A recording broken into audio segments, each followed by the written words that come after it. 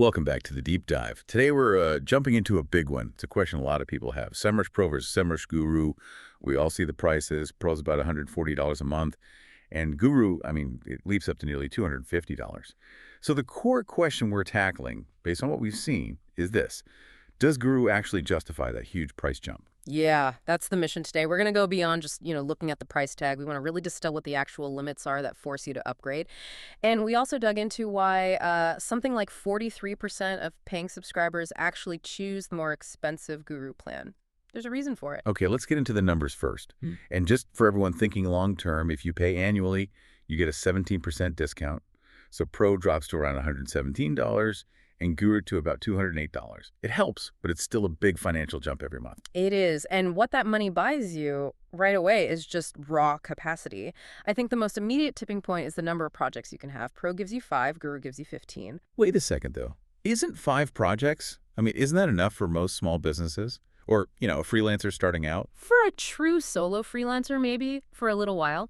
But if you're an agency, even a small one, that 5-project limit is a hard ceiling you hit almost instantly. So the minute you land that 6th or 7th client, you're basically forced to upgrade. Exactly. That upgrade becomes mandatory.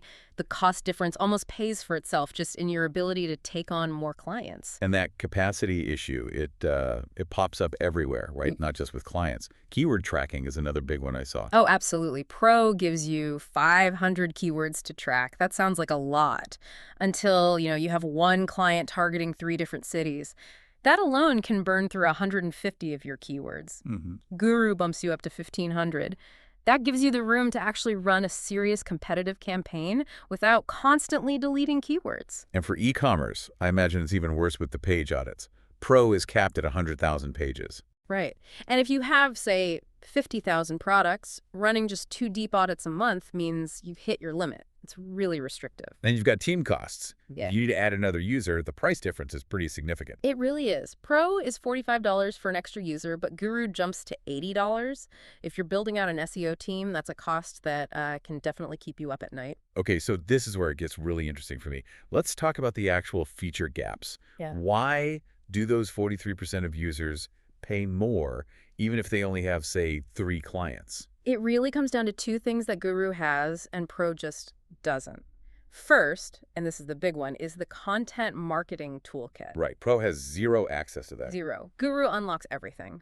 The topic research tools, the SEO writing assistant, content audits, all of it. So that toolkit, is it a real game changer? Does it actually let you consolidate and maybe cancel other subscriptions you might be paying for? For a lot of teams, yes, it can replace a separate topic research tool or a content optimizer. It's about pulling that whole workflow into one place, which is incredibly valuable. Okay, and what's the second major differentiator? I think it had to do with location, right? You got it. It's multi-location tracking. Pro lets you track keywords in exactly one location. That's it.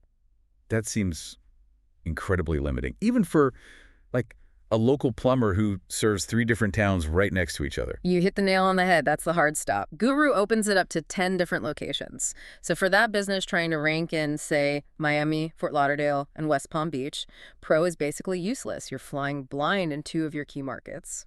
So when you connect all the dots, the picture becomes pretty clear. Pro is fantastic for a solo consultant or a small business with a really limited scope. But Guru is aimed squarely at growing agencies and businesses that are serious about content or just, need to compete in more than one place. Pro is great until you hit that ceiling it's designed to have. So if this deep dive helped you figure out which stage you're at, the solo operator versus the scaling agency, then I'd say mission accomplished. But I'll leave you with one final thought to mull over. Given how fast you can hit those limits on the Pro plan, like the 5-project ceiling or the single location tracking, how much more valuable is a tool that's built to prevent you from hitting those ceilings in the first place versus one that just offers the lowest price to get in the door? Something to think about.